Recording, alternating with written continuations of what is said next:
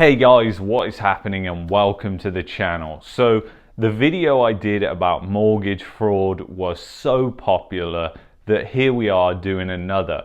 And quite frankly, I thought when I started digging into the mortgage fraud thing, I thought it was a contributing factor, but I did not think it was so massive and widespread as now I'm finding out as I look more into this. So without further ado, guys, let's do this.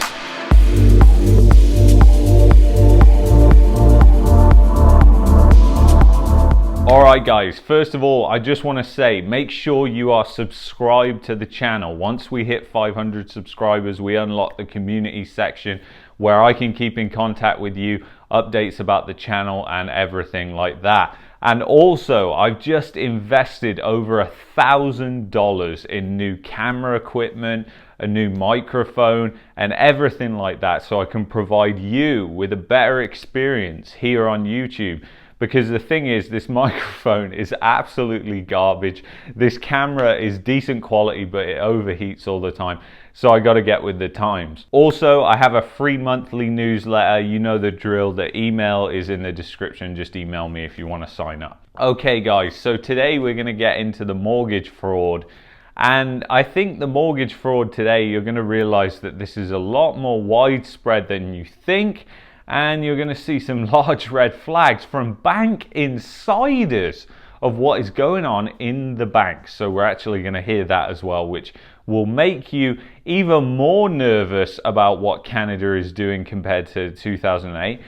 As we all know, this bubble did not start in 2020. Housing prices had been on a phenomenal run before that, but it was really 2016 when those prices just went bonkers and it was totally crazy, and you just could not figure it out why housing prices were running so far away from incomes. Now, one of the big reasons is fraud. So let's get into this, guys. Okay, guys, so what you can see on your screen right there is an article. 1 in 5 millennials have lied on mortgage application from Equifax. Now, Equifax obviously is a credit rating agency, and they're telling us that people are lying on their mortgage applications. Now, that's a soft way of putting it.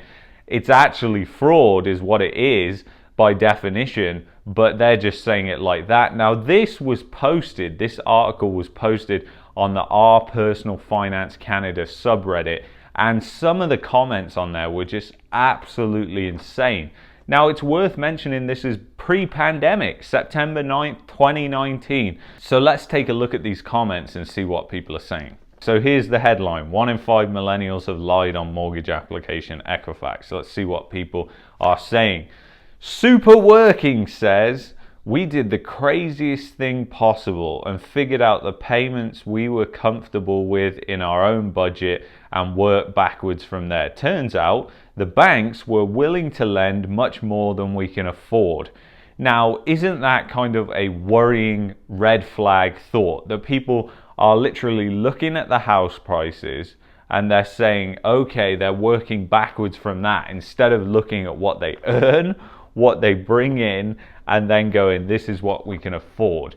That is a real worrying trend, and it was a trend that was rampant before the GFC. And then under that, they put, and your real estate agent wanted you to spend even more. God, that is too true, isn't it, guys? Too true. All right, moving on. Rob Collects 10 says, BMO used to have a monthly bonus, but whether it's quarterly or yearly, it doesn't matter when it's paid. Secondly, I work in compliance for a bank. Now, this is key. Listen, because this is so important. I work in compliance for a bank, and the compliance departments are a mess at all of them. If you think compliance catches stuff, I have a bridge to sell you. Compliance departments are there because the regulator says so. I wouldn't put faith in any of them. Oh, and the AML departments at the banks are even worse. So when I read this, I was just absolutely speechless. And a lot of people will say, well, this is Reddit, Luke, so people could be lying. And that's true, I accept that. But you know what? People are more likely to be genuine on here because it's anonymous than you would see in the mainstream media. I mean, most media articles, they're not strictly lies, but it's just fluff, you know, it's fluffing around different narratives. But I think the key thing to highlight here is about the compliance departments and what he said about regulators. I mean, that is so alarming. And it really is, because the compliance departments are there to make sure that they're complying with the regulations and everything. But obviously they're not, because we've got this rampant fraud which we know of, and we've even got a bank insider telling us this. So let's move on. It means they are subprime. Aren't liars and subprime loans part of what brought the US crashing down in 2008, causing the low interest rates that spiked our real estate into the stratosphere? I thought this exact behavior was the root of the problem in the first place.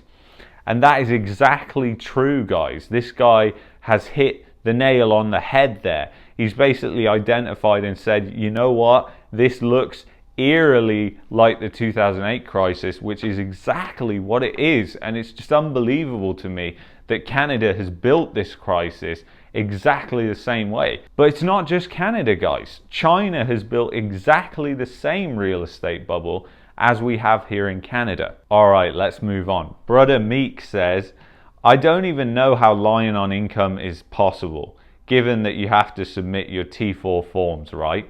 Now this reply is just unbelievable.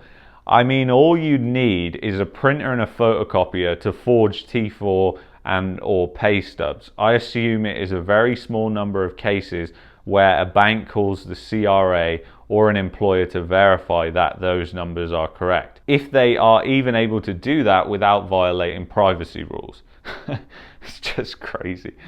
Also, perhaps they look at 1 or 2 boxes on the T4, the final numbers, and don't back check for consistency all the numbers in the form. It's very true. What are they looking at? They're probably just told to look at 2 different things. These people have bonuses and they want to approve as many mortgages as possible so they can hit their targets.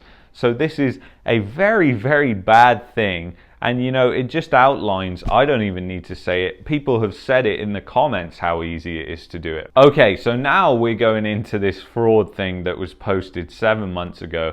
And when you hear this, you're just going to think, I bet a lot of people are doing the same thing. So let's do this. I work at a small business, and although I am technically the 2IC, my boss has never given me access to the books. I recently heard he had manipulated the books a couple of months last year to claim the CEWS. This is the Canada Emergency Wage Subsidy that so many businesses claimed. It's unbelievable. You can go online, look at the list. The month he bought a house and he took out a possibly CEBA loan and used it all for his personal property. Apparently he got a grant from the city of Toronto that he used for personal purposes. One of my colleagues left the job and basically warned me about all of the stuff. Is this considered fraud by the CRA? I have decided to leave because I can't in good conscience work for a person like him, but I do want to know if this is reportable to the CRA. This may not be a question for you.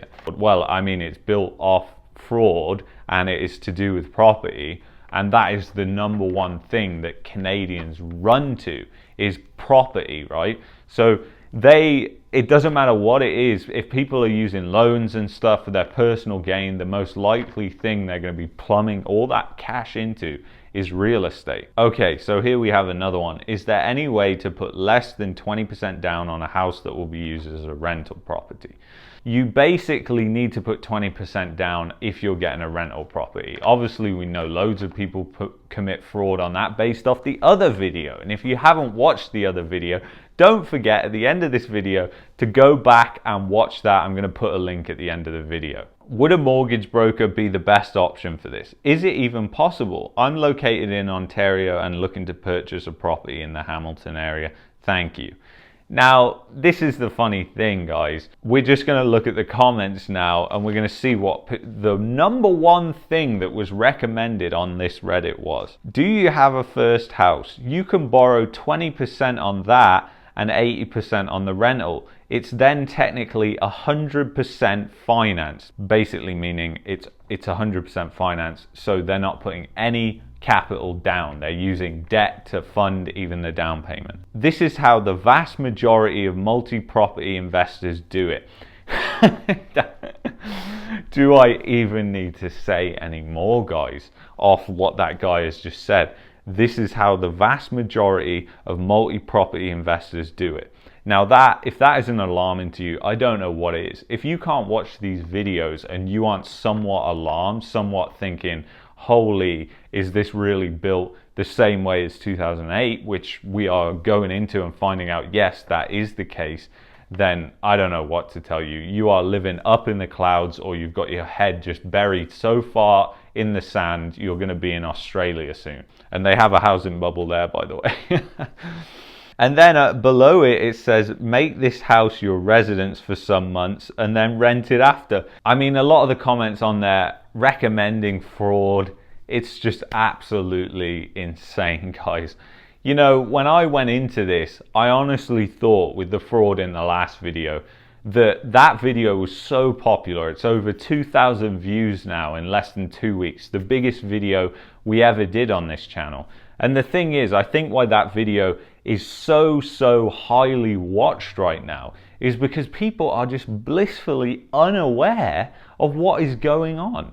And that is exactly why I'm coming here doing another video, because I just think there isn't awareness of what's going on. I thought the fraud was kind of known about, but you know what? Nobody is exposing this. The fact is, we need more people to expose this, because this is a bubble. It doesn't matter what you say. The hardest thing to predict is when it's going to collapse, because bubbles, they get bigger and bigger and bigger, and especially if they're built on fraud, it's very difficult to predict exactly when it's going to pop.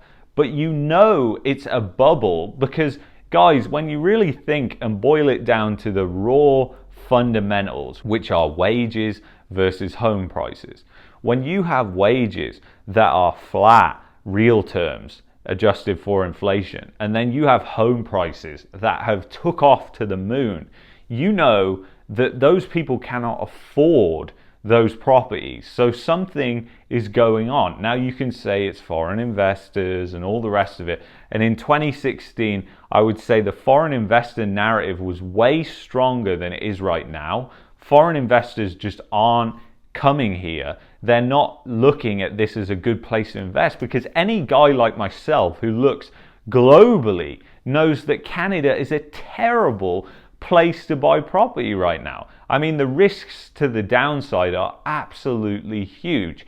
And let me know if you want me to cover a video on where I think are good places to invest in property right now, and then we can do that.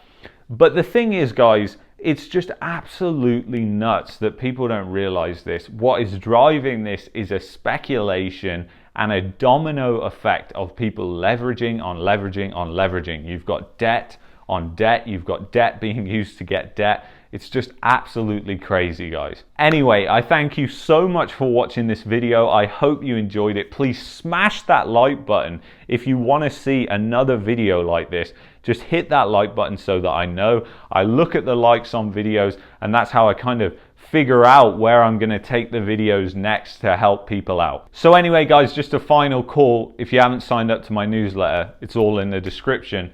But anyway, guys, thank you so much for watching. I will see you in the next video. Peace and love as always. Take care. Bye-bye.